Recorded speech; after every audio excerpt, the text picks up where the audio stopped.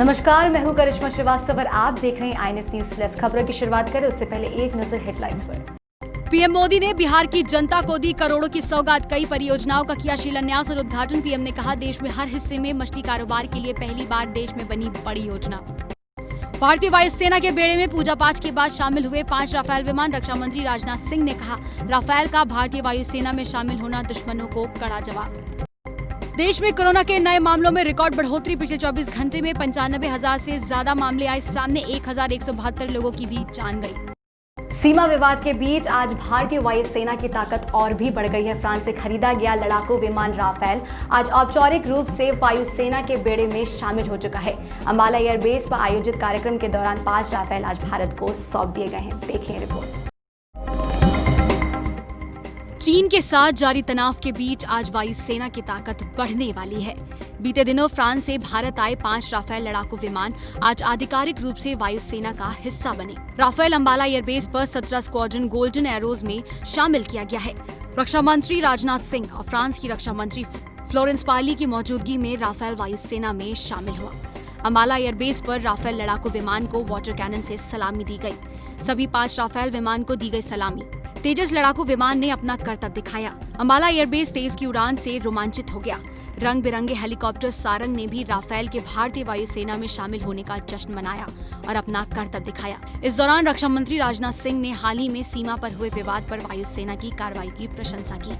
5 धर्मों के धर्मगुरुओं ने राफेल को वायुसेना में पूरे पूजा पाठ के साथ शामिल कराया। वायुसेना के बेड़े में शामिल हुए 5 और राफेल विमान से भारत की ताकत और बढ़ गई है और सभी 36 लड़ाकू विमानों की आपूर्ति 2021 के अंत तक पूरी हो जाने की उम्मीद है। Bureau report, INS TV. प्रधानमंत्री नरेंद्र मोदी ने आज प्रधानमंत्री मत्स्य संपदा योजना की शुरुआत कर दी। प्रधानमंत्री नरेंद्र मोदी ने इसी के साथ देश को कृषि क्षेत्र में एक और तोहफा देते हुए ई गोपाला ऐप का भी शुभारंभ कर दिया है। तो आपको बता दें कि ये मत्स्य क्षेत्र में अब तक का सबसे बड़ा निवेश है। देखिए रिपोर्ट। बिहार में विधानसभा चुनाव को लेकर सभी पार्टियों की तैयारियां जोर शोर से चल रही हैं। सभी दलों ने विधानसभा चुनाव को लेकर कमर कस ली है। इसी कड़ी में पीएम मोदी ने बिहार को करोड़ों की योजनाओं की सौगात दी। ये योजनाएं मत्स्य, पशुपालन और कृषि विभाग से जुड़ी हैं। इस दौरान पीएम मोदी ने प्रधानमंत्री मत्स्य संपदा योजना का शुभारंभ किया। साथ ही किसानों के प्रत्यक्ष उपयोग के लिए एक समग्र नस्ल सुधार, बाजार और सूचना संबंधी ई गोपाला ऐप की भी शुरुआत की। इस दौरान पीएम मोदी ने कहा कि देश के हर हिस्से में समुद्र और नदी किनारे बसे क्षेत्रों में मछली के व्यापार कारोबार को ध्यान में रखते हुए पहली बार देश में प्रधानमंत्री मत्स्य संपदा जैसी बड़ी योजना बनाई गई है। आज देश के 21 राज्यों में इस योजना का शुभारंभ हो रहा है। अगले 4-5 वर्षों में इस पर 20,000 करोड़ रुपए से ज्यादा खर्च किए जाएंगे। इसमें से आज 1,700 करोड़ रुपए का काम शुरू हो रहा है। इसी के तहत ही बिहार के पटना, पूर्णिया, सीतामढ़ी, मधेपुरा, किशनगंज और समस्तीपुर में अनेक सुविधाओं का लोकार्पण और शिलान्यास किया गया है। इससे मछली उत्पादकों को नया इंफ्रास्ट्रक्चर मिलेगा, आधुनिक उपकरण मिलेंगे, नया मार्केट भी मिलेगा। इससे खेती के साथ ही अन्य माध्यमों से भी कमाई का अवसर बढ़ेगा। साथियों, देश के हर हिस्से में, विशेष तौर पर समंदर और नदी किनारे बसे क्षेत्रों में मछली के व्यापार कारोबार को ध्यान में रखते हुए पहली बार देश में इतनी बड़ी व्यापक योजना बनाई गई है।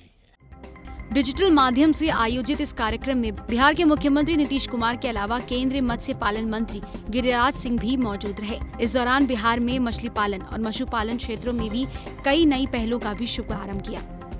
Bureau report, INS TV.